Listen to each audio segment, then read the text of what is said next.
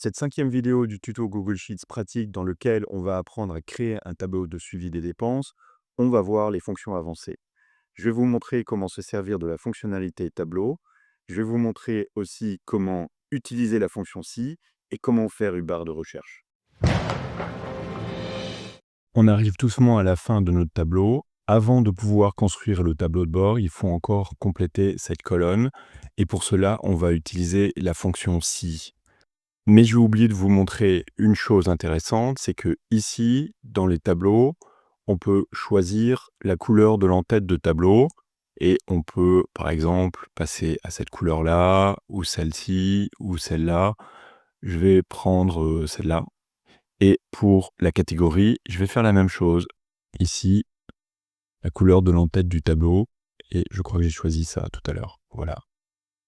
Donc, maintenant, il faut que je choisisse le type de dépense ici. Il faut que je sélectionne le type de dépense. Pour le graphique, pour les graphiques, je vais vouloir faire un graphique qui présente les revenus et les dépenses. Mais il faut pouvoir distinguer qu'est-ce qui est revenu et qu'est-ce qui est dépense. Or, ici, j'ai juste la sélection de la catégorie et il faut que je sélectionne ici, je distingue les deux. Donc, on va utiliser la fonction si. Je fais égal si, j'ouvre la parenthèse, et là on voit la syntaxe de la formule qui apparaît. Donc, il y a d'abord une expression logique, ensuite le résultat, si l'expression logique, elle est vraie, et si elle est fausse, c'est donc la troisième option. Donc, première option, on a un test logique.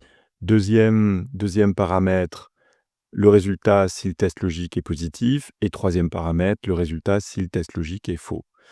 Et donc, ce qu'on va d'abord faire, c'est revenu. Si on saisit quelque chose dans revenu, eh bien, on va faire afficher ici la catégorie revenu. Et ensuite, si ici il n'y a rien, on va passer à un test pour la colonne suivante. Donc, comment est-ce que je peux faire un test? On est sur la ligne 2. Comment puis-je faire un test sur C2 pour vérifier qu'il n'y a rien? Je saisis égal, je commence à saisir C2 et je dis différent de rien. Et le rien, c'est entre guillemets, deux guillemets. Donc s'il y a deux guillemets, c'est qu'il n'y a rien dans la cellule. Et donc, si c'est différent de 0, c'est-à-dire qu'il y a quelque chose qui est différent de rien, pardon, ça veut dire qu'il y a quelque chose qui est saisi dans cette cellule. À ce moment-là, dans cette colonne F, je veux qu'on fasse apparaître le type revenu et je le saisis entre guillemets. Tout ce qu'on saisit entre guillemets, ce sont des valeurs textuelles. Sinon, si ce sont des cellules ou des nombres, on n'a pas besoin de les saisir entre guillemets. Ensuite, je fais le point-virgule et on passe donc dans le dernier paramètre qui est la valeur si c'est faux. Donc, si ici, il n'y a rien qui est saisi, eh bien, on va passer au test suivant. On va dire si, et cette fois-ci, on fait référence à la cellule D2. Si D2, et là, on va faire la même chose, différent de rien. C'est-à-dire que quelque chose est saisi dans la cellule D2. À ce moment-là, on veut qu'apparaisse le type dépense, entre guillemets. Et si c'est ni l'un ni l'autre, à ce moment-là, eh bien, je vais afficher problème. Voilà. Et là maintenant, quand je ferme la parenthèse, ça ferme, c'est une parenthèse fermante par rapport à celle qui est ouverte ici. On voit bien que la parenthèse d'ouverture et la parenthèse de fermeture sont surlignées là. Mais par exemple, cette parenthèse-là, elle n'est pas encore fermée, donc je vais en rajouter une. Et celle-là va apparaître surlignée à l'instant. Voilà, c'est exactement ça. Et donc maintenant, ma formule, elle est complète. Je fais Entrée. Et j'accepte les copies, de copier la formule en bas. Et là, on voit partout, ce sont des dépenses. Sauf ici, c'est des revenus. C'est dans le type de revenus. Alors peut-être que c'est mieux de l'avoir au singulier. Non, je vais le laisser, parce qu'après, quand je ferai la synthèse, ce sera mieux. Et puis, je vais vous montrer un exemple maintenant. Si je rajoute quelque chose en dessous, 26 février 2026, eh bien, vous voyez, j'ai rien saisi ici, j'ai rien saisi là, et automatiquement, il a affiché problème parce qu'effectivement, il y a rien qui est saisi là ou là. Mais si je saisis un 1 là, eh bien, ce sera revenu, ou si je saisis un 1 dans dépenses, eh bien là, ce sera dépenses. Voilà. Je supprime cette ligne. Et ce qu'on peut faire aussi, maintenant qu'on a sélectionné, qu'on a ces possibilités ici, on voit que ici, la colonne d'à côté, catégorie, on a mis des menus déroulants, des options. Eh bien, on peut faire la même chose ici. Donc, dans le type de colonne, on va choisir menu déroulant et automatiquement, il va faire apparaître les deux options que j'ai. Et là, on peut même choisir des couleurs. Par exemple, dépenses, on peut mettre ça comme ça et le revenu en vert. Donc, on fait OK. Et les dépenses, elles sont en orange et les revenus en vert. Donc maintenant, on a une colonne revenus dépenses et on peut avoir la catégorie, on a le type de dépenses, le type de, si c'est des dépenses ou des revenus, ça apparaît dans la colonne F. Dans la colonne E, on a les catégories, donc on peut regrouper les dépenses par catégorie.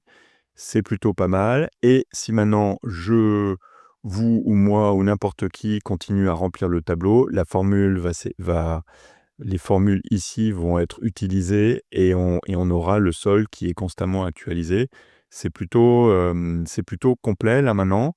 On a les catégories ici et donc ça, qu'est-ce que j'ai fait? Oui, j'avais fait un tableau avec on peut filtrer les données. Alors là, vous avez vu, j'ai filtré sur les courses. Je vais vous montrer une autre manière pour filtrer les données. Je vais dans ce tableau-là, n'importe où. Je vais dans données. Je vais dans ajouter un segment. Et là, ça a ajouté un segment. Et on peut choisir le type d'information qu'on veut utiliser pour filtrer. Donc, je vais choisir catégorie. Ce qu'on peut faire, on peut personnaliser, on peut changer la couleur d'arrière-plan du segment. Je vais faire comme la même couleur que le tableau là.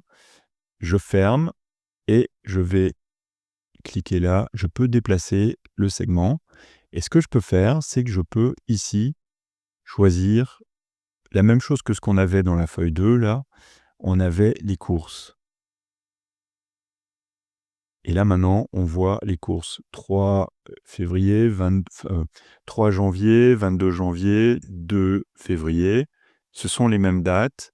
Le total ici, c'est 307 €. Et là, le total ici, c'est aussi 307 €. Donc, on arrive à la même chose. Voilà. Donc, voilà le segment, vous pouvez l'utiliser. Alors, après, je vais créer des graphiques, ça va encombrer l'écran, donc je vais supprimer le segment. C'est bon à savoir pour vous. Ce que vous pouvez aussi faire, c'est que ici, vous pouvez faire un filtre sur la colonne. Et par exemple, si on s'intéresse aux courses, on peut effacer ici toutes les sélections et choisir ce qu'on veut seulement. Par exemple, courses, je descends en bas, je fais OK et on arrive au même résultat. Sauf que là, il faut aller dans le filtre. Et on voit, quand on regarde un tableau comme ça, on se rend compte qu'il y a un filtre ici parce que au lieu d'avoir les triangles inversés, on a vraiment le symbole filtre qui apparaît. Donc là, je vais tout sélectionner, enlever le filtre. Et ce que vous pouvez aussi faire, c'est regrouper. Donc là, je vais dans le menu principal de la colonne et vous pouvez utiliser cette colonne de catégorie comme critère de regroupement. Et à ce moment-là, vous avez les données qui sont regroupées, qui sont classées dans un ordre alphabétique. Donc, vous avez 3 dépenses qui sont dans la catégorie abonnement et ça représente 275 €. Par contre, ce qu'il faut savoir avec ça, c'est que le calcul du solde ne fonctionne pas du tout parce que les cellules ici contiennent des formules avec des lignes au-dessus et là, on a tout mis dans un sens dessus-dessous, donc ça ne fonctionne pas quand il y a des formules. Je ne vais pas enregistrer la vue, on va cliquer sur la croix, ne pas enregistrer Voilà ce que je pouvais vous montrer avec les fonctions avancées et notamment la fonction si. Donc je vous ai expliqué rapidement comment fonctionne la fonction si. Vous avez vu ici comment fonctionne la fonction filter. C'est pas très compliqué, il suffit de rentrer quand vous voulez utiliser une fonction, il suffit de regarder la syntaxe pour voir comment l'utiliser et si vous cherchez une fonction, vous pouvez toujours aller ici sur le raccourci fonction et là vous avez accès à toutes les fonctions de Google Sheets. Dans la prochaine vidéo, on va créer les graphiques et le tableau de bord.